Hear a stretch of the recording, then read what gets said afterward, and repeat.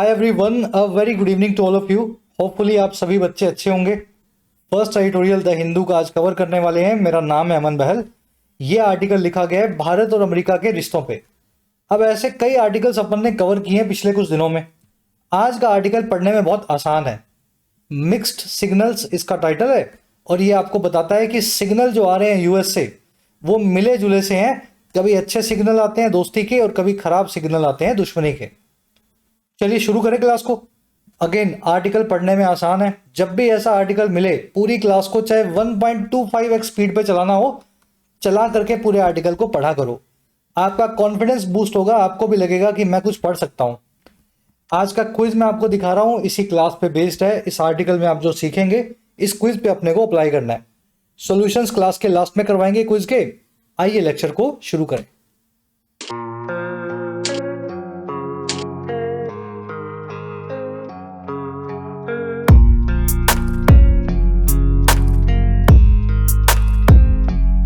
चलिए, कह रहा है जी मिक्स्ड सिग्नल्स। सिग्नल आपको पता ही है, अंदेशा, निशान।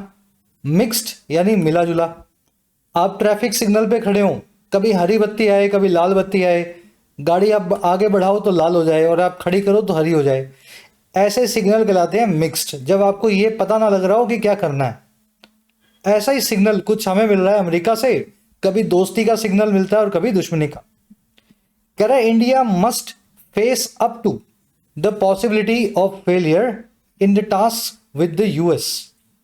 कह रहा है भारत को है ना फेस अप टू करना ही होगा।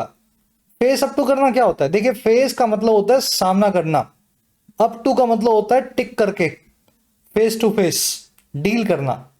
तो भारत को टिक करके सामना करना होगा, कन्फ्रंट करना होगा, डील करना होगा इस पॉसिबिलिटी के साथ, संभावनाओं के साथ जो है फेलियर की या नाकामयाबी की, टॉक्स में, बातचीत में अमेरिका के साथ। तो बातचीत जो हमारी चल रही है ना, उसमें एक पॉसिबिलिटी ये है कि बातचीत सही ना चले, आगे टूट जाए। तो ये पॉसिबिलिटी को हमें डील करना आना चाहिए।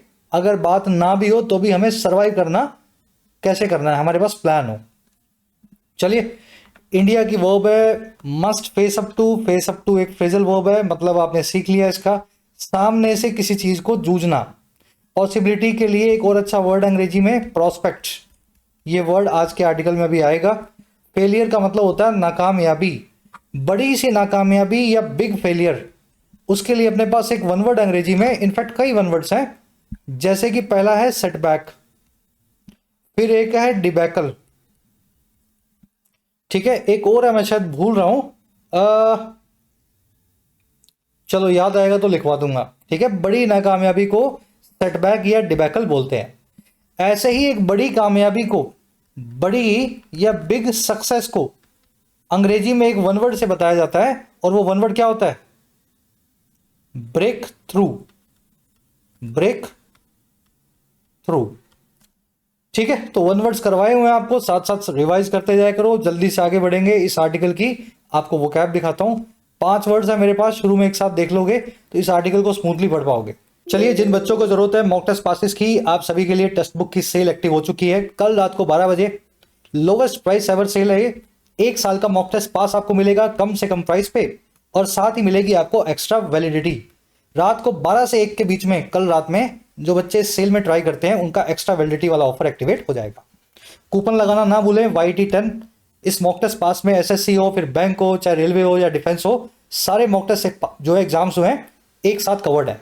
प्रीवियस ईयर पेपर्स ही मिल जाएंगे, 1.5 लाख से ज्यादा इसमें मॉक टेस्ट हैं, और साथ में आप लाइव टेस्ट दे करके अपने आप को या अपनी रैंकिंग को ऑल इंडिया लेवल पे चेक भी कर सकते हो। चलिए, कमेंट सेक्शन में लिंक दिया गया टेक्स्ट बुक का। जो भी प्राइस दिखाए कल रात को 12 बजे इस कूपन को इस्तेमाल करना, YT10। इसको लगाने पे आपका प्राइस भी कम हो जाएगा और एक्स्ट्रा वैलिडिटी का फायदा भी आपको मिलेगा। Link is in the comment section of this video. थोड़ा जूम इन कर देता हूं, ये अपनी वोकैब शीट है आज की। जस्ट अ मिनट, ज्यादा हो गया ना ये। मिक्स सिग्नल्स, फर्स्ट वर्ड है अपने पास आज का प्रोस्पेक्ट। ये वर्ड अभी आपने देखना है, अभी आगे आएगा। संभावनाओं को बोलते हैं लाइकलीहुड या पॉसिबिलिटी को बोलते हैं prospect. With Russia Ukraine war the prospect of A severe recession becomes real. Russia Ukraine war के साथ ही जो संभावनाएं हैं एक खराब रिसेशन की, वो रियल बन जाती हैं, सच बन जाती हैं। चलिए, पॉसिबिलिटी, आउटलुक, ये सारे इसके सिनोनिम्स हैं। अगला जो वर्ड अपने पास वो है कॉर्नर स्टोन। बड़ा आसान सा वर्ड है, देखते ही समझ में आ जाता है। स्टोन यानी पत्थर, कॉर्नर यानी किनारा। कोई भी घर, इमारत, दुकान, मकान, उसके किनारों पे पत्थर रखे होते हैं जमीन के नीचे, फाउंडेशन में, नींव में, जिन पे वो सारा स्ट्रक्चर जो है टिका हुआ होता है। तो कॉर्नर स्टोन का मतलब ये होता है जिसपे सब कुछ टिका हो, जो फाउंडेशन या नींव हो, आधार हो। Hard work is the corner stone of success. मेहनत जो है नींव है, आधार है सक्सेस का। तो ये वर्ड ऐसे आप रिलेट करेंगे। कॉर्नर स्टोन को मेन स्टे, बेड रॉक और लिंच पिन भी बोलते हैं। मेन स्टे यानी सबसे बड़ा सहारा। बेड रॉक मतलब किसी चीज के बेड में, किसी चीज के नींव में, आधार में रखी हुई जो है रॉक, वही कॉर्नर स्टोन, बेड रॉक है ना, सिनोनिम्स है। और लिंच पिन वो वाली पिन होती है या धुरी होती है जिसपे कोई पहिया टिका हुआ होता है। समझ रहे हो, पहिए के बीच में एक एंगल होगी ना, तो वो धुरी या एंगल बोल लो, लिंच पिन बोल लो, जिसपे पहिया आगे घूमेगा, बढ़ेगा, तो वो लिंच पिन भी पहिए का आधार है। चलो, इनसे मिलता जुलता एक वर्ड और है, मैं लिखना भूल गया आज, यहां लिख देता हूं, की स्टोन। चलो, नेक्स्ट वर्ड अपने पास मैकेनिशन। मैकेनिशन का मतलब है पैथरे, दांव पेच, tactics, manoeuvres. The party was accused of several machinations. Party पे आरोप लगे बहुत सारे दांव पेचों के। क्यों? To secure the elections, elections को सिक्योर करने के लिए। ठीक है, इसका सिनोनिम है टैक्टिक्स, दांव पेच, ये आर्टिकल में देखेंगे। प्लॉटिंग, कबाल, प्लॉय, कॉन्स्पिरेसी, सभी इसके सिनोनिम्स हैं। मैकेनिशन की स्पेलिंग देख लेना, मशीन जैसी स्पेलिंग है, बोला जाता है मैकेनिशन। और मैन्यूअर की स्पेलिंग तो आपकी फेवरेट है एग्जामिनर्स की, लिख करके देखो, बोल करके देखो, मैनो यू व्रे, मैन्यो यू व्रे, ऐसे लिखोगे तो ये मैन्यूअर की स्पेलिंग आपको याद होगी। चलिए, लास्ट वर्ड अपने पास रेसेंट। देखिए, अगर सरकार या कोई भी इंसान कोई स्टेटमेंट दे, कोई भी स्कीम को लॉन्च करे, कोई ऑफर दे और बाद में उसको ऑफिशियली कैंसिल कर दे, इसको बोलते हैं रेसेंट करना। India has rescinded the operating licences of many Chinese apps following the standoff at the LAC. Bharat ने रेसेंट कर दिया है या कैंसिल कर दिया है, ऑफिशियली हटा दिया है ऑपरेट करने के लाइसेंस को कई सारी चाइना की एप्स का, एलओसी पे या एलएसी पे स्टैंड ऑफ के बाद। स्टैंड ऑफ आप समझते हैं झगड़ा, जिसमें दो फौजें एक दूसरे के आमने सामने खड़ी हो जाए, हथियार भले ही ना चले लेकिन एक दूसरे को आप आंख दिखाएं, इसको अंग्रेजी में बोलते हैं स्टैंड ऑफ। चलिए, रेसेंट के सिनोनिम्स और भी हैं, रिवोक, रोल बैक। आज आप रिवोक नाम का वर्ड आर्टिकल में देखेंगे। पहले कुछ दे देना, उसको फिर वापस ले लेना कहलाता है रेसेंट या रिवोक। आर्टिकल पढ़ने में बहुत इजी है, वोकैब भी आज कुछ खास नहीं है, 4 ही वर्ड्स हैं। अब आ जाओ आर्टिकल पे, एक समरी छोटी सी आपको दूं किस बारे में लिखा हुआ है। समरी ये है कि जब से डोनाल्ड ट्रंप आए हैं पावर में, भारत से रिश्ते खराब होते जा रहे हैं यूएस के। कभी हमारे ऊपर टैरिफ लगते हैं, कभी हमारे ऊपर गलत गलत कमेंट्स किए जाते हैं। अभी $1 लाख की फीस लगा दी H1B वीजा पे, जिसका मतलब भारत से कोई बंदा या बंदी यूएस में जाके काम करना चाहे तो इतना सारा पैसा उसकी कंपनी को पहले सरकार को देना होगा अमेरिका की। तो ये सब जो डोनाल्ड ट्रंप कर रहे हैं ना, ये कर रहे हैं प्रेशर बनाने के लिए। और प्रेशर क्यों बनाना है? प्रेशर बनाना है इंडिया से, ताकि हम एक अच्छी सी ट्रेड डील कर सकें, अमेरिकन लोग अपना सामान हमारे बाजारों में बेच सकें जैसे हम वहां जाके बेचते हैं। और ये प्रेशर टैक्टिक्स है सारी की सारी, बीच में दोस्ती का हाथ, बीच में दुश्मनी की बात। हमारा आर्टिकल कह रहा है कि ये सिग्नल बड़ा मिक्स्ड है। भारत को इस पॉसिबिलिटी का सामना करना होगा कि प्रेशर के सामने घुटने नहीं टेकने हैं, चाहे बातचीत फेलियर में तब्दील क्यों ना हो जाए, थोड़े वक्त के लिए, चाहे अमेरिका से हमें रिश्ते ही क्यों ना तोड़ने पड़े। भाई, जब आपको पता लग गया सामने वाला जानबूझ के आपको प्रेशर में ला रहा है, तो फिर प्रेशर में बिल्कुल भी नहीं आना है, चाहे उससे झगड़ा कितना भी होने के आपके चांसेस हो। तो आज के आर्टिकल में यही बताया गया है। चलिए, एनालिटिकल टोन में लिखा हुआ आर्टिकल है, शुरू करते हैं इसको फर्स्ट पैराग्राफ से। अगर मैक्सिमम बेनिफिट लेना है क्लास का तो वीडियो को पॉज कर करके हर पैराग्राफ को पहले खुद से पढ़ के मीनिंग निकाला करो, ठीक है? फिर बाद में मैं जब बोलता हूं, पढ़ाता हूं, समझाता हूं, उससे मैच कर लिया करो। फर्स्ट पैराग्राफ कह रहा है, India US ties appear to be recovering some of their normal cadence. देखो, सेंटेंस बहुत लंबा है, आगे देख रहे हो, यहां फिर ये पूरा ही आ गया, पता नहीं कहां खत्म होगा ये। तो इतना ही पढ़ लो, फर्स्ट कोमा तक वाला जो है ना, इतना ही पढ़ लो। कह रहे भारत अमेरिका के रिश्ते, टाई का मतलब होता है रिलेशनशिप या रिश्ता, वो दिखाई देते हैं रिकवर करते हुए, टू बी रिकवरिंग, और क्या रिकवर करते हुए? अपनी कुछ एक नॉर्मल कैडेंस को या रिदम को, अपने आप ही वाइब को, आजकल वाइब बोल देते हैं इसको आसान भाषा में। तो भारत और अमेरिका के रिश्ते दिखते हैं कि वो अपनी कुछ नॉर्मल वाइब्स को या रिदम को रिकवर कर रहे हैं, फिर से रिस्टोर कर रहे हैं। और ये सारा काम कैसे लगा हमें, रिस्टोर कैसे हो रहे होंगे रिश्ते, ये पूरी बात से पता लगा विद के साथ। अब देखो पूरी बात एक ही है, कह रहे जी विद साथ ही इस बात के trade negotiators resuming talks in Delhi and Washington. तो पहला काम ये हुआ कि ट्रेड की बातचीत करने वाले जो हमारे अफसर बाबू नेता थे और जो अमेरिका के थे, उनके रिज्यूम करने के साथ ही या फिर से शुरू करने के साथ ही बातचीत को दिल्ली में और वॉशिंगटन में। दूसरा काम, US secretary of state Marco Rubio meeting external affairs minister S Jaishankar in New York. दूसरा, अमेरिका का जो सेक्रेटरी ऑफ स्टेट है या फॉरेन मिनिस्टर है मार्को रूबियो, उनका मिलना हमारे जयशंकर साहब के साथ न्यूयॉर्क में। और तीसरा, and a US congressional delegation visiting India all within the past week.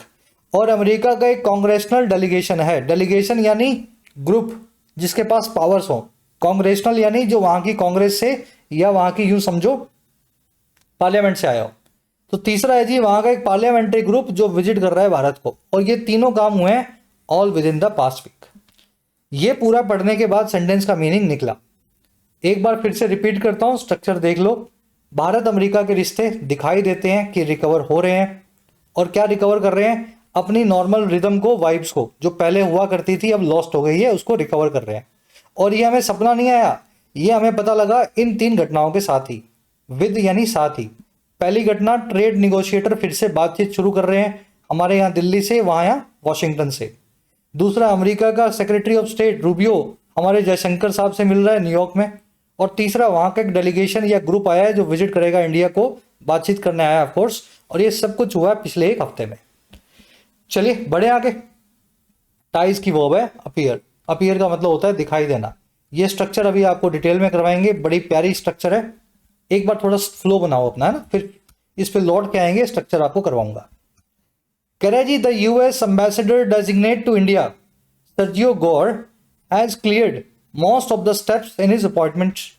कह रहे यूएस का जो एम्बेसडर डेजिग्नेट है, एम्बेसडर यानी राजदूत, डेजिग्नेट यानी जिसको डेजिग्नेट किया गया, बनाया नहीं गया अभी, जिसका नाम सिर्फ घोषित हुआ है, कागजों में लिखा गया है, अभी उसका ऑफिस में उसको ज्वाइनिंग करना बाकी है।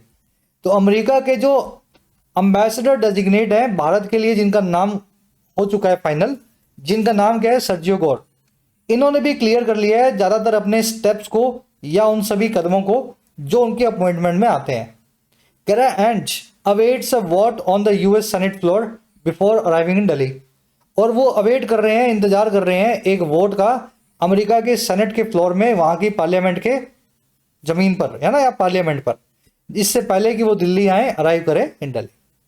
तो हमारे एक अमेरिकन जो है एम्बेसडर भी भारत को मिल चुके हैं, अभी तक नहीं थे, अब भारत में एक डेडिकेटेड एम्बेसडर जो है अमेरिका से रहेगा।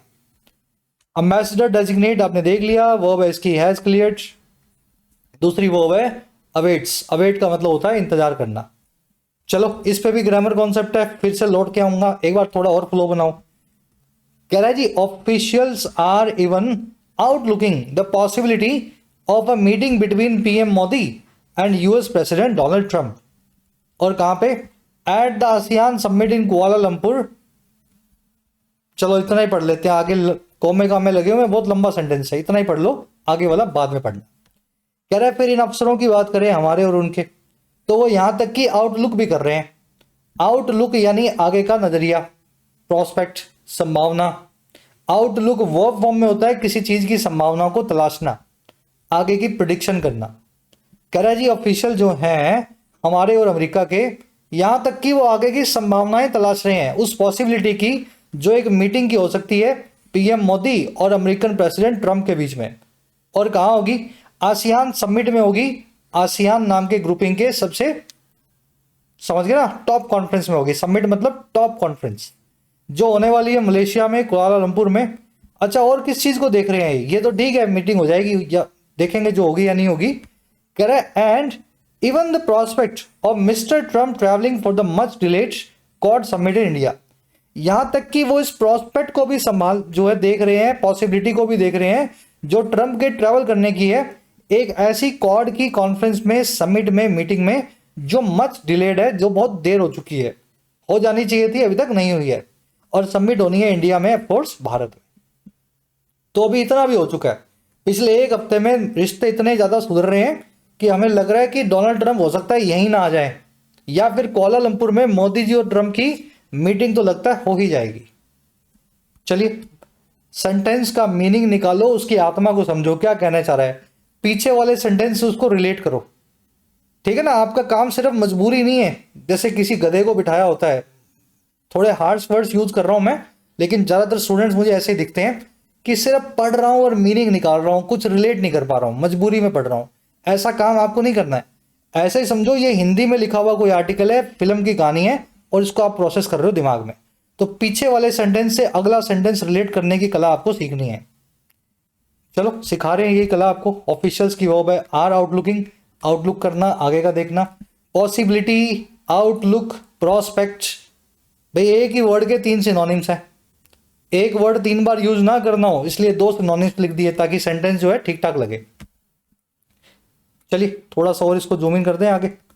कह रहा था Rubio Jaishankar talks have been the mainstay of the relationship since the new administration came to the power. कह रहा है मार्को रूबियो और जयशंकर की जो बातचीत है ना, यही जो है रही है मेन स्टे, यानी सबसे बड़ा आधार, बेड रॉक या फाउंडेशन। और किसका? भारत अमेरिका के रिश्तों का, रिलेशनशिप का। और कब से? जब से नया प्रशासन, नई सरकार डोनाल्ड ट्रंप की केम टू पावर हुई, सत्ता में आई है। तो रूबियो और जयशंकर ने ही अमेरिका और भारत के रिश्तों को संभाला हुआ है, बातचीत ये करते रहते हैं। चलिए टॉक्स की वर्ब है हैव बीन, एडमिनिस्ट्रेशन की वर्ब है केम, वर्ब की सेकंड फॉर्म लगा के एक पॉइंट ऑफ टाइम बताया गया है, सिंस दिस हैपेंड। कह रहा है mister Jaishankar is on his 5th officially announced visit in 9 months beginning with a visit in December 2024। कह रहा है अब जयशंकर साहब जो है वो अपनी 5वीं ऑफिशियली घोषित या अनाउंस्ड विजिट पे हैं पिछले 9 महीनों की, और जो शुरू हुई थी एक विजिट के साथ दिसंबर 2024 में। तो जब से ट्रंप आए हैं दिसंबर 2024 से, नवंबर से, तब से 9 महीनों में जयशंकर साहब 5वीं बार ऑफिशियल विजिट पे अमेरिका जा रहे हैं। अनऑफिशियल गए होंगे, किसी को नहीं पता होगा, लेकिन ऑफिशियली ये 5वीं बार जा रहे हैं। और कह रहा है तब क्या हुआ था दिसंबर 24 में, भाई पहली विजिट में क्या हुआ था? When he met Trump administration team, जब वो ट्रंप की प्रशासन की टीम से मिले थे दिसंबर 24 में। और ये तब तक हो गई है 5वीं visit until July 1 when he attended the Quad foreign ministers meet in Washington. तो ये जुलाई 1 तक 5वीं मीटिंग है, और जब जुलाई 1 को इन्होंने अटेंड किया क्वाड नाम की ग्रुपिंग के फॉरेन मिनिस्टर की मीट को, जो हुई थी वॉशिंगटन में। और ये कब हुई थी? Just before US tariffs hit India and bilateral ties. ये बिल्कुल जुलाई 1 वो वक्त है, जस्ट बिफोर वाला, बिल्कुल पहले वाला, जब अमेरिका के टैरिफ्स ने हिट किया इंडिया पे और हमारे बायलैटरल यानी 2 तरफा रिश्तों पे। अब देखो ये है लंबा सा सेंटेंस, छोटे छोटे टुकड़े कर दिए इसके मैंने, एक बार रिपीट कर देता हूं, आसान है। जहां जहां कोमा लगते हैं ना, वहां रुक जाया करो, जल्दबाजी मत किया करो। कोमा से पहले का प्रोसेस करो, फिर कोमा के बाद का करो, दोनों को जोड़ दो। जयशंकर साहब अपनी 5वीं ऑफिशियली अनाउंस्ड विजिट पे हैं पिछले 9 महीने में। अब बताएगा 9 महीने में क्या हुआ। कह रहा जी शुरू करते हुए इस 9 महीने को एक विजिट के साथ दिसंबर 2024 में, जब वो पहली बार ट्रंप की ट्रांजिशन टीम से मिले या एडमिनिस्ट्रेशन की टीम से मिले। ट्रांजिशन यानी बदलाव, टीम आप समझते हैं। और ये 9 महीने पूरे हुए जुलाई 1 में, जब उन्होंने अटेंड किया था क्वाड की फॉरेन मिनिस्टर की मीट को वॉशिंगटन में। और ये जुलाई 1 जो है वही वक्त है, उससे पहले का वक्त है, जब ट्रंप के टैरिफ ने हिट किया इंडिया को और हमारे 2 तरफा बायलैटरल टाइज को। चलो जयशंकर की वर्ब है इज, ही आया ऑफ कोर्स जयशंकर के लिए, वर्ब है इनकी पास्ट में मेट। अगेन जयशंकर के लिए ही, वर्ब है इनकी अटेंडेड। टैरिफ्स की वर्ब है हिट, V2 लगा हुआ है यहाँ भी। V1 V2 V3 सेम होता है, हिट हिट हिट। तो देख लिया करो V2 का इस्तेमाल कैसे किया है इसने, यहाँ पे हिटेड नहीं लिखा, टैरिफ्स हिट। कह रहा है both man agreed on the importance of sustain talks.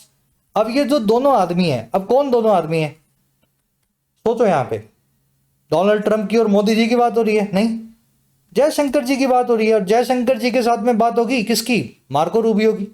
कह रहे दोनों ये भले आदमी जो हैं इन्होंने अग्री किया इंपॉर्टेंस पे, महत्वपूर्णता पे ऐसी टॉक्स की, बातचीत की जो सस्टेन्ड हो, लगातार चलती रहे।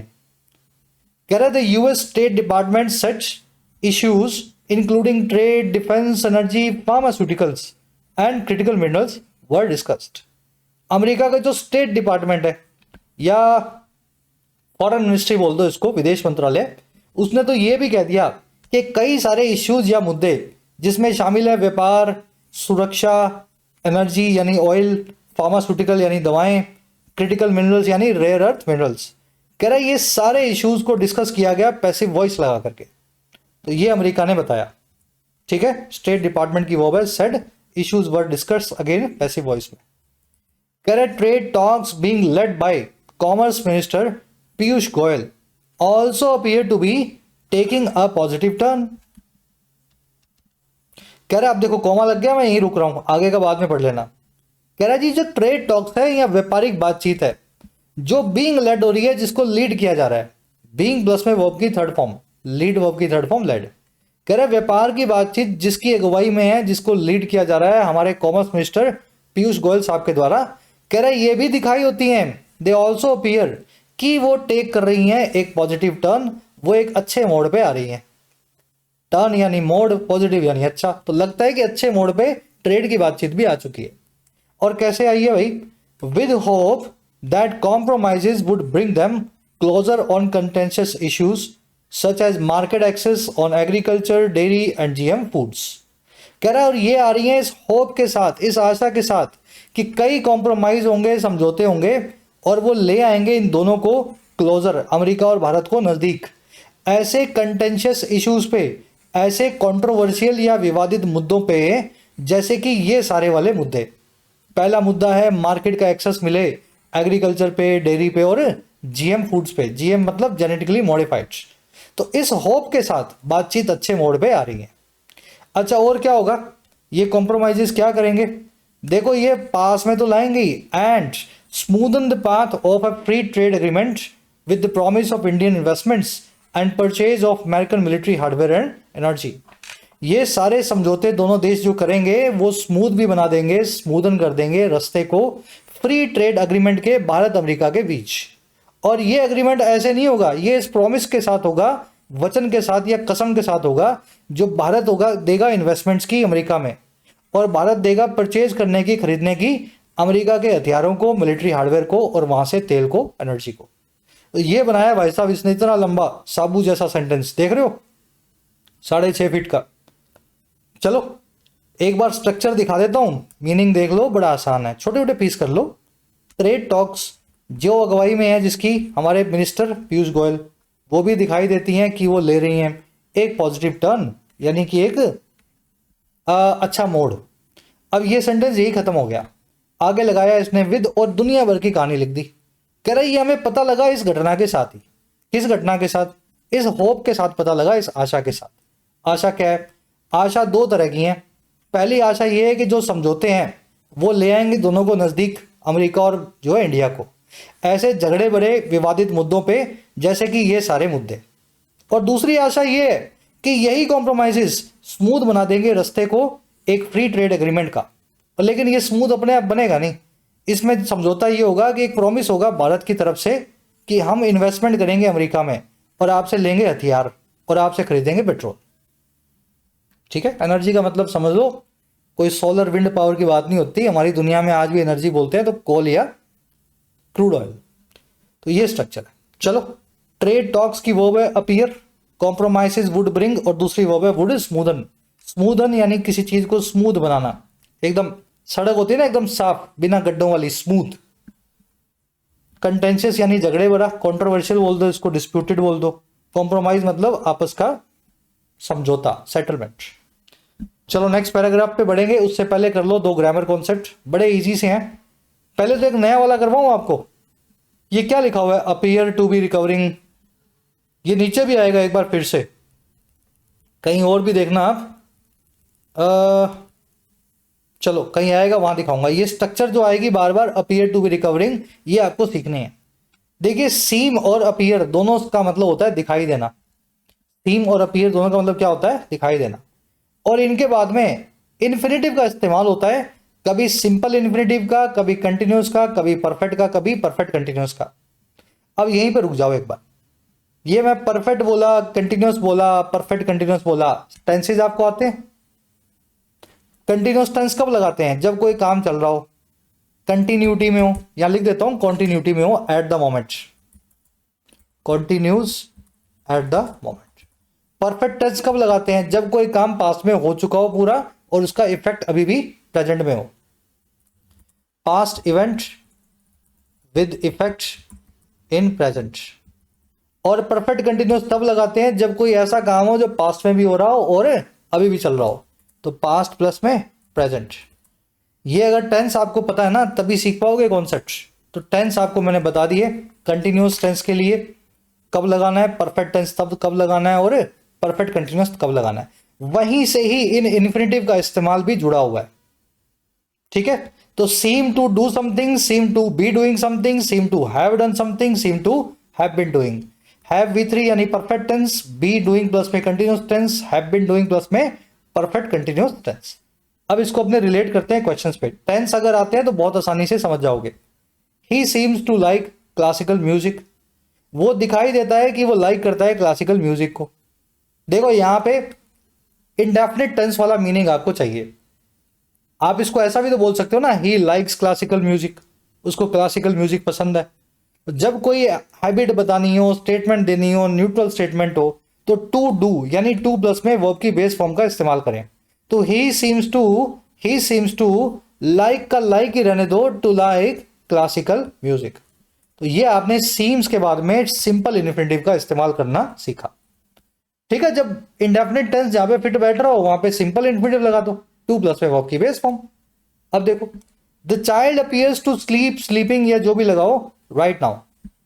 बच्चा जो है दिखाई देता है कि वो सो रहा है अभी, ना अभी के अभी। इस सेंटेंस को आप बिना अपीयर्स के लिखने की कोशिश करो। बच्चा अभी सो रहा है, the child is sleeping right now. Right now adverb से आपको पता लगा काम जो है अभी भी जारी है। तो जो काम एट द मोमेंट जारी होता है उस काम के लिए क्या करते हैं? उस काम के लिए कंटिन्यूस टेंस का इस्तेमाल करते हैं। तो कंटिन्यूस यहां इंफिनिटिव लगा दो अपीयर के बाद में। The child appears to sleep नहीं, to be sleeping, be sleeping. Structure आपको याद रखनी पड़ेगी, सिंपल इन्फिनेटिव, कंटिन्यूस की, परफेक्ट की और परफेक्ट कंटिन्यूस की आपके सामने लिखी हुई है। तो child appears to be sleeping right now. अगर इतना आपने समझ लिया तो ये कॉन्सेप्ट आपका क्लियर हो गया।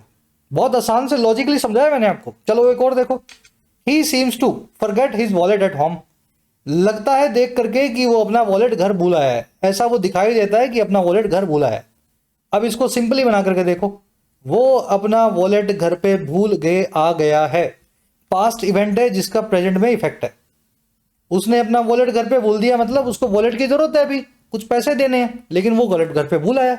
तो he has forgotten his wallet at home. जब परफेक्ट टेंस लगाओगे नॉर्मली तो सीम के साथ में भी परफेक्ट इंफिनिटिव लगाओ, जो होता है टू हैव प्लस में वर्ब की थर्ड फॉर्म। तो ही सीम्स टू फॉरगेट नहीं, he seems to have forgotten his wallet at home. आया मजा? चल लास्ट देख लो, the workers appear to repair bridge for weeks. Workers दिखाई देते हैं या लगते हैं कि वो इस ब्रिज को रिपेयर कर रहे हैं कई हफ्तों से। तो ये वर्कर काम पहले भी कर रहे थे, आज भी कर रहे थे। They have been repairing the bridge, perfect continuous tense चाहिए, तो यहां भी परफेक्ट कंटिन्यूस इन्फिनेटिव लगा दो। स्ट्रक्चर आपको बताइए, टू हैव बिन डूइंग। तो workers appear to have been repairing the bridge for weeks. चल मैंने कोशिश की है फास्ट और आसान भाषा में, देसी लैंग्वेज में कॉन्सेप्ट आपको समझाऊं। कितने बच्चों को समझ आया और कितनों को नहीं आया कमेंट्स में बताना, लिखना कि ये सर कॉन्सेप्ट मेरे को समझ में आ गया। नहीं आया हो तो किसी और तरीके से करवाएंगे, मेरे पास बहुत सारे तरीके हैं, ठीक है। बताना कमेंट्स में कि सर अभी और कुछ सही है इसमें, तो और किसी तरीके से आपको एक्सप्लेन करेंगे। लास्ट में दे रहा हूं आपको क्लास वर्क, एक सेंटेंस है, ट्राई दे दो इसको फटाफट से। He seems to get a promotion last month. ऐसा दिखाई देता है कि उसको प्रमोशन मिला है या मिल चुका है पिछले महीने। चलो अपने आप अपनी बुद्धि विवेक चेतना को जगाओ और बताओ चारों में से कौन सी स्ट्रक्चर को आप लगाओगे। बढ़े आगे। चलो नेक्स्ट पैराग्राफ। हम इस चैनल पे कोशिश करते हैं चीजों को डिटेल में बताएं। जनरली पेड क्लासेस में ऐसा होता है और इतना डिटेल में फ्री क्लासेस के अंदर कंटेंट यूट्यूब जैसे चैनल्स पे प्लेटफॉर्म्स पे नहीं मिलता और इसलिए इतना पेशेंस भी नहीं होता बच्चों में। मुझसे लोग पूछते हैं सर आपकी बहुत सारी व्यूज क्यों नहीं आ रही, क्योंकि मेरी वीडियो आती है रात को 10 बजे और दूसरा मैं डिटेल में करवाता हूं जैसे पेड कोर्स में करवाया जाता है। इसलिए मसाला ना होने की वजह से और टीचर का फेस ना होने की वजह से आपको इस पे 1 लाख 10,000 20,000 50,000 व्यूज नहीं दिखती। चलो अब एक कॉन्सेप्ट और देख लो फटाफट। देखो ये सारी वर्ब्स हैं, लेफ्ट और राइट में देखते जाओ। लेफ्ट वाली वर्ब राइट वाली वर्ब के बिल्कुल बराबर है, लेकिन फर्क ये है कि राइट वाली वर्ब अपने बाद में लेती है एक प्रेपोजिशन, लेफ्ट वाली वर्ब बिना प्रेपोजिशन के इस्तेमाल होगी। जैसे अगर आपको किसी चीज के खिलाफ होना है, विरोध दिखाना है, तो अपोज वर्ब से भी विरोध दिखाओगे और ऑब्जेक्ट वर्ब से भी दिखाओगे, लेकिन अपोज के बाद में टू मत लगाओ, ऑब्जेक्ट वर्ब के बाद में टू लगता है। जैसे आप किसी का इंतजार कर रहे हो तो अवेट वर्ब भी इंतजार, वेट वर्ब भी इंतजार, लेकिन जिसका इंतजार कर रहे हो वेट वर्ब से फोर लगा के लिखना पड़ेगा, अवेट के बाद में फोर नहीं आता। मैरी का मतलब अलाइन विद, रीच का मतलब अराइव एट, कंप्राइज का मतलब consist of. In fact answer verb के बाद में कभी टू नहीं आता, रिप्लाई वर्ब अपने बाद में टू लेती है। तो ये वर्ब्स आपको याद करनी पड़ेंगी, 3 2 5 और 2 10 वर्ब्स हैं। ठीक है, 10 इधर है 10 इधर है, 20 वर्ब्स है। फटाफट इन जोड़ों को देख लो, स्क्रीनशॉट ले लो, क्वेश्चंस मैं आपको दिखाता हूं। She short for advice from her teacher before making a decision. उसने एक एडवाइस को सीख किया अपने टीचर से एक डिसीजन को मेक करने से पहले। सॉट क्या है? सॉट जो है सीक वर्ब की थर्ड फॉर्म है। Seek, sought, sought, V2 V3, sought, sought. तो सीक वर्ब, सीक का मतलब होता है किसी से कुछ मांगना, पाने की कोशिश करना, उसके बाद में फोर नहीं आता। तो इसकी थर्ड फॉर्म सेकंड फॉर्म के बाद भी तो नहीं आएगा, यहां सेकंड फॉर्म है। तो शी सॉट फॉर जो लिख रहे हो गलत है, आप लिखो शी सॉट बिना फोर के एडवाइस फ्रॉम हर टीचर। अगर फोर लगाना है, जिद है आपकी कि सर फोर लगाऊंगा, तो फिर राइट साइड वाली वर्ब लिख लो जो कि फोर लगा के आ सकती है, मीनिंग वही रहेगा, she look for advice from her teacher before making a decision. Same आपको अगले वाले में करना है। Scientist will investigate into the cause, investigate करना, जांच करना, लेकिन इनटू मत लगाओ, इनटू लगा इन्वेस्टिगेट के बाद का निकाल दो। और अगर इनटू लगाना है, आपको जिद आ गई है कि सर लगाऊंगा, तो फिर लुक या प्रोब लिखो। The scientist will probe into the cause या look into the cause of the strange phenomena. Clear है मामला? बस ये वर्ब्स आपको याद रखनी है, आज के क्विज में पूछी है। एक क्वेश्चन दे रहा हूं आपको लास्ट में। इनहैबिट का मतलब और लिव का मतलब होता है रहना, दोनों की अपनी अपनी प्रेपोजिशन है, इसके बाद नहीं आती, इसके बाद आती है। मैं चाहता हूं कि ये प्रेपोजिशन यहां से बनी रहे। अब बताओ इस सेंटेंस को आप कैसे लिखोगे? The villagers inhabit in the remote mountains in the north. चल क्लास वर्क है, ट्राई देना, कमेंट सेक्शन में डालना। बढ़े आगे। तो ये आपकी आज की वोकैब की डोज हो गई पूरी। अब आ जाओ नेक्स्ट पैराग्राफ पे, फटाफट से इसको फिनिश करें। एक सेकेंड है, चलिए। कह रहा है जी, however mister Trump's recent actions and words have belied any sense of relief in the talks being restored. कह रहा है लेकिन ये बात भी है, हाउ एवर ट्रंप के जो रीसेंट एक्शन है, हरकतें हैं और उनके जो शब्द हैं, उन्होंने तो बिलाए ही कर दिया है या झुटला ही दिया है। बिलाए करना यानी किसी चीज को एक लाई बनाना, झूठ बनाना, झुटला देना। किसी भी सेंस ऑफ रिलीफ को, किसी भी राहत की या जो है चैन की सांस को या राहत को जो आने वाली है टॉक्स में, और वो टॉक्स के सेंस ऑफ रिलीफ के रिस्टोर्ड होने का। सेंटेंस को समझो। ट्रंप के जो एक्शन है और जो वर्ड्स हैं वो जुटलाते हैं इस चीज को, और किस चीज को? कोई भी रिलीफ का सेंस जो टॉक्स में आएगा और जो रिस्टोर हो रहा हो, बहाल हो रहा हो। ठीक है, एक्शंस वर्ड्स की दोनों की वर्ब है हैव बिलाई। बिलाई आपके लिए नया वर्ड है, अपनी बात को जुटला देना। कह रहा है the decision to revoke India sanctions waiver for its Chabahar port operations followed by the executive order for a 1000 या 100 lakh visa fee for H1B professionals were unexpected blows. कह रहे दो फैसले थे, डिसीजन थे। पहला है रिवोक करने का, रिसेंड करने का या रोल बैक करने का, कैंसिल करने का, भारत के सैंक्शंस के वेवर को, प्रतिबंध की छूट को जो हमारे ईरान में चाबार पोर्ट के ऑपरेशंस के हिसाब से मिले थे।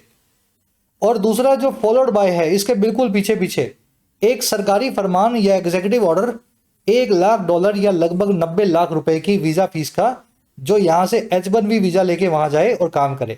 कह रहे ये दोनों ही डिसीजंस अनएक्सपेक्टेड ब्लोज थे, ये एक ऐसे हमले थे या चोट थे जो अनएक्सपेक्टेड थे हमारे लिए। ठीक है, वर्ब है यहां पे वर है यहां पे वर्ब, डिसीजन बनेंगे सब्जेक्ट्स। चलो, ब्लो का मतलब होता है चोट। कह रहा है his speech at the UN general assembly made it clear. कह रहा है ट्रंप की जो फिर स्पीच है ना, अमेरिका क्यों बोल रहा हूं, यूनाइटेड नेशंस की जनरल असेंबली में जो अभी चल रही है, उसने भी इस बात को साफ कर दिया, मेड इट क्लियर। और कौन सी बात ये है that the US could increase pressure on India to end its Russian oil purchases, कि अमेरिका जो है बढ़ा सकता है प्रेशर को भारत पे खत्म करने के लिए हमारे रशियन ऑयल की खरीद को, and will continue to hold to its narrative on mediating the India Pakistan conflict में। और यूएस जारी भी रहेगा, कंटिन्यू भी करेगा बनाए रखना इस नैरेटिव को, अपनी इस कहानी को, जो है मीडिएट करने का, पंचायती करने का भारत पाकिस्तान के कॉन्फ्लिक्ट में, झगड़े में जो मई में हुआ था। कह रहे जी which is frustrating for mister Modi as he it has denied the US's role. कह रहे जी जो कि फ्रस्ट्रेटिंग है, बहुत ही फ्रस्ट्रेशन बनाने वाला है मोदी की सरकार के लिए, क्योंकि यह सरकार मना कर चुकी है, डिनाई कर चुकी है अमेरिका की भूमिका को। तो ये सारा काम हुआ है। तो उनकी स्पीच में साफ साफ पता लग गया कि रुकने वाले नहीं है वो, और ज्यादा प्रेशर भारत पे बनाएंगे जब तक हम रशिया से तेल लेना बंद नहीं करते। और वो अपने इस नैरेटिव को भी होल्ड करेंगे कि वो जिसमें उसका ये कहना है ट्रंप का कि मैंने ही भारत पाकिस्तान की जंग को रुकवाया था। और ये बात हमारे लिए बड़ी बैड न्यूज है, फ्रस्ट्रेटिंग है, क्योंकि हमारी सरकार तो 20 बार मना कर चुकी है इस बात को कि ट्रंप ने कोई भी भूमिका निभाई होगी। चलिए, स्पीच की वर्ब है, एक सेकेंड, स्पीच की वर्ब है मेड, यूएस की वर्ब है कुड इंक्रीज, और यूएस की दूसरी वर्ब है विल कंटिन्यू। नैरेटिव यानी कहानी, कोई जुमला, इसको हिंदी में बोलते हैं जुमला, जो आपने पकड़ लिया था ना, बस ऐसा होगा, तो उसको अंग्रेजी में बोल देते हैं नैरेटिव। विच की वर्ब है इज फ्रस्ट्रेटिंग, एक्चुअल में फ्रस्ट्रेटिंग यहां पे एडजेक्टिव है, विच की वर्ब है इज। कह रहा जी such moves may be negotiating tactics. कह रहा है ये हो सकता है सारी मूव्स जो है ना, ये सिर्फ दाम पेच हो निगोशिएट करने के या हमारे साथ मोल भाव करने के। अमेरिका ट्रेड डील कर रहा है ना, तो प्रेशर बनाने के लिए दाम पेच खेल रहा हो। कह रहा हो सकता है सिर्फ दाम पेच है। और ये क्यों है? To keep India on the back foot in trade negotiations, ताकि भारत को बैक फुट पे रखा जा सके, पीछे धकेल के रखा जा सके, वीक पोजीशन पे ट्रेड निगोशिएशंस के दौरान। और an indication that the administration does not prioritize building a predictable and dependable partnership. और या फिर ये एक इंडिकेशन हो सकती है कि जो एडमिनिस्ट्रेशन है, प्रशासन है ट्रंप का, वो बिल्कुल भी प्रायोरिटाइज नहीं करता है या प्राथमिकता नहीं देता है इस चीज को बिल्ड करने को। और किस चीज को? एक ऐसी पार्टनरशिप को भारत के साथ जो है प्रिडिक्टेबल और डिपेंडेबल, जो भरोसेमंद भी है और जो आगे का हमें साफ साफ समझ भी आता हो, प्रिडिक्टेबल भी हो। तो ये मूव्स जो है ना, दोनों ही तरीके की हरकत हो सकते हैं। शॉर्ट टर्म में लगता है ये सिर्फ हमें कमजोर बनाने के लिए है ताकि हम डील कर लें, और लॉन्ग टर्म में लगता है कि ये इसलिए है क्योंकि उनको परवाह नहीं है भारत से रिश्ता बैठे या ना बैठे। चलिए, मूव्स की वर्ब है मे बी। ये निगोशिएटिंग टैक्टिक्स, निगोशिएटिंग एडजेक्टिव है टैक्टिक्स नाम के नाउन के लिए। एडमिनिस्ट्रेशन की वर्ब है डज नॉट प्रायोरिटाइज, प्रायोरिटाइज करना, किसी चीज को प्रायोरिटी देना, प्रेफर करना। कह रहा है bilateral ties are a two way street, दो तरफा रिश्ते जो हैं वो दो तरफ जाने वाला रास्ता है, टू वे स्ट्रीट है। एंड वाइल इंडिया या New Delhi must be ready to deal patiently with more such bumps and hard knocks, it must also be prepared to walk away if और व्हेन दैट बिकम्स नेसेसरी। अब इस पूरे article की आत्मा मिलेगी इसको। दो तरफा रिश्ते जो हैं दो तरफा गली की तरह है, जिसमें दो तरफ से लोग आएंगे, इधर से आप आओगे, उधर से सामने वाला आएगा, वन वे नहीं है, टू वे है। कह रहा है और जहां नई दिल्ली को तैयार होना चाहिए डील करने के लिए, निपटने के लिए पेशेंस के साथ, और तो इस तरह के बम्स और हार्ड नॉक्स को। नॉक मतलब हमला, बम्प मतलब सड़क पे बम्प आता है ना, गड्ढा वड्ढा जिसपे आपकी गाड़ी उछले, तो मोदी की सरकार को तैयार होना चाहिए पेशेंस के साथ कि अमेरिका के साथ गाड़ी चलाने में और झटके अभी लगेंगे। कह रहे जहां ऐसा होना चाहिए वहीं इसको इसलिए भी तैयार होना चाहिए, it must also be prepared, कि इसको वॉक अवे करना पड़े तो ये वॉक अवे करे, पीछे हटना पड़े तो पीछे हट जाए, अगर या जब वो चीज़ जरूरी बनती है, व्हेन दैट बिकम्स नेसेसरी। तो जरूरी नहीं है डील करनी है, अगर आत्मसम्मान पे चोट पहुंचती है तो डील से पीछे हटने के लिए भी मोदी गवर्नमेंट तैयार रहे। बस यही इस आर्टिकल की समरी है। टाइज की वर्ब है आर, टू वे स्ट्रीट आपको मैंने बता दिया, दोनों तरफ से लोग आएंगे। न्यू दिल्ली की वर्ब है मस्ट बी, इट की वर्ब है मस्ट बी प्रिपेयर्ड, दैट की वर्ब है बिकम्स। वॉक अवे करना, किसी मामले में जहां आप आगे बढ़ रहे हो अचानक से पीछे हट जाना, वॉक अवे करना। रैप अप करें क्लास को, थोड़ी लंबी होगी, हालांकि आर्टिकल इजी था फिर भी। अब फटाफट अपने क्विज को देख लो, इसी क्लास पे बेस्ड है, सब कुछ आसान है। कह रहे कि अगर ऑथर की सारी चिंताएं सही निकलें, if the author's concerns are valid, इनमें से सबसे अच्छी प्रूडेंट स्ट्रेटेजी भारत के लिए क्या होगी? प्रूडेंट यानी जिसमें प्रूडेंस हो, समझदारी हो। तो भारत के लिए सबसे समझदार तरीका क्या है अमेरिका से निपटने का? भाई लास्ट वाले सेंटेंस में ऑलरेडी आपने देख लिया, तैयार रहो बातचीत के लिए, लेकिन इस चीज के लिए भी तैयार रहो कि अगर बातचीत तोड़नी पड़े तो तोड़ देंगे। यही हमारे लिए प्रूडेंट स्ट्रेटेजी है, ना दुश्मनी बढ़ानी है और ना हथियार डालने हैं। चलो अब बीच वाले क्वेश्चंस खुद से सॉल्व करोगे, मेरे ख्याल कर ही लोगे ना। मैच द कॉलम्स करने हैं भाई, बहुत आसान है, लेफ्ट वाले को राइट वाले से मैच करो। कॉर्नर स्टोन क्या होता है? एक सेकेंड ना,